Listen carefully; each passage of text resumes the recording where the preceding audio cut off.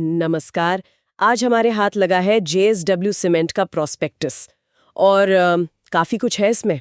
चलिए जरा गहराई से देखते हैं कि कंपनी का कारोबार, उसका मूल्यांकन और आगे के क्या प्लान्स हैं इस दस्तावेज के हिसाब से। बिल्कुल, ये प्रोस्पेक्टस मतलब निवेशकों के लिए तो बहुत ज़रूरी होता है।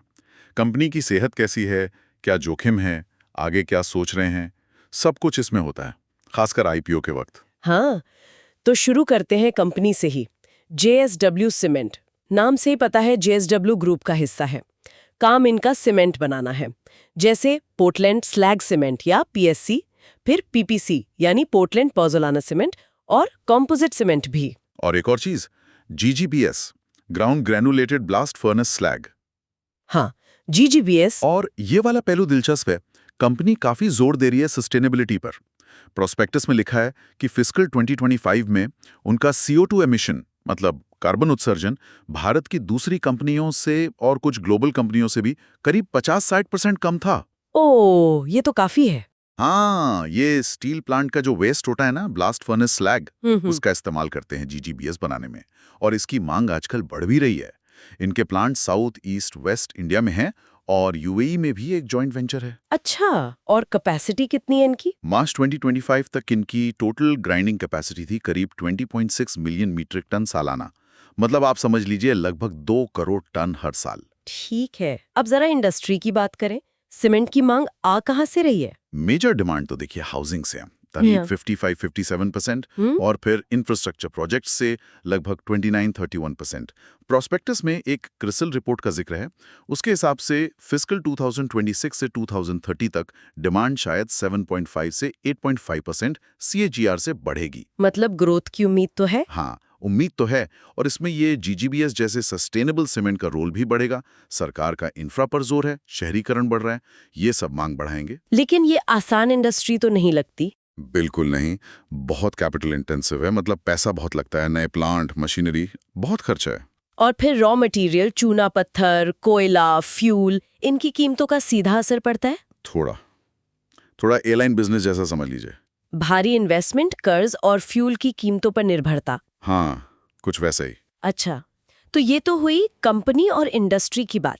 अब आते हैं मूल्यांकन पर, वैल्यूएशन। प्रोस्पेक्टस में IPO प्राइस तो अभी नहीं है। नहीं, प्राइस बैंड अभी तय नहीं हुआ है, वो प्रश्न चिन्ह करके लिखा है। लेकिन हाँ, कुछ इशारे हैं, जैसे फिस्कल 2025 के अंत में कंपनी की नेट एसेट वैल्यू NAV प्रति शेयर थी करीब 23.85 रुपीस। 23.85, ओके। और अभी हाल में जुलाई 2025 में कुछ CCPS थे, मतलब कंपल्सरी कन्वर्टेबल प्रेफरेंस शेयर्स, उनको इक्विटी में बदला गया और वो कन्वर्जन हुआ करीब 65 से 68 रुपीस प्रति शेयर के भाव पर। तो ये एक रेंज दे सकता है। एक संकेत दे सकता है, हाँ। लेकिन प्रोस्पेक्टस में साफ साफ लिखा है कि ये जरूरी नहीं कि IPO का भाव यही हो या लिस्टिंग के बाद शेयर इसी दाम पर चलें। ये शेयर पहले कभी ट्रेड नहीं हुए हैं पब्लिकली।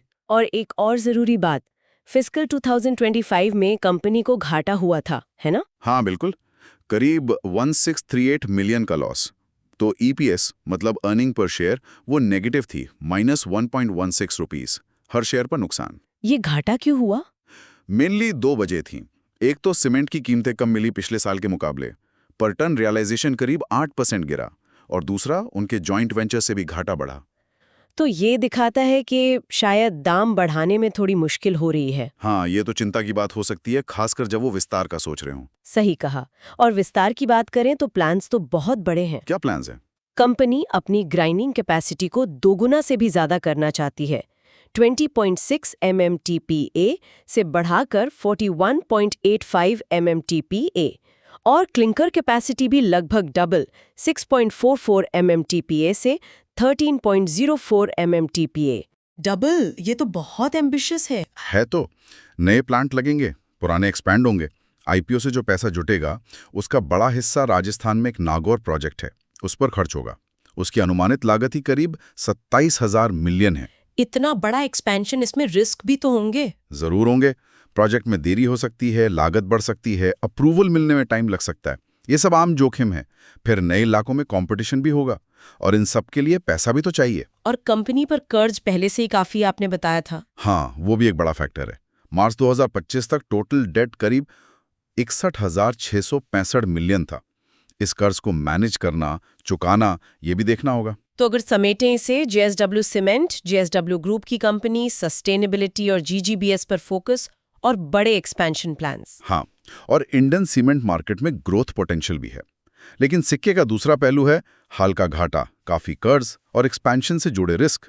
वैल्यूएशन पर भी अभी पूरी क्लैरिटी नहीं है। और प्रोस्पेक्टस में रिस्क फैक्टर्स तो और भी गिनाए होंगे। हाँ, काफी सारे हैं, जैसे मार्केट का उतार चढ़ाव, नियमों में बदलाव का रिस्क, कुछ लीगल केस भी हैं जिसमें प्रमोटर सज्जन जिंदल से जुड़ा सेबी का एक शो कॉज नोटिस भी शामिल है। ये सब ध्यान में रखना होगा।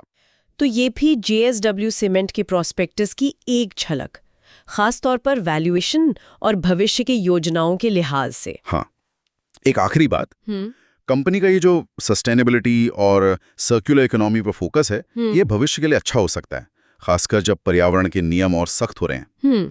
पर सवाल ये है कि क्या कंपनी इन बड़े प्लान्स और मौजूदा फाइनेंशियल प्रेशर के बीच बैलेंस बना पाएगी? कोई भी फैसला लेने से पहले इन सब पहलुओं पर सोचना बहुत जरूरी है।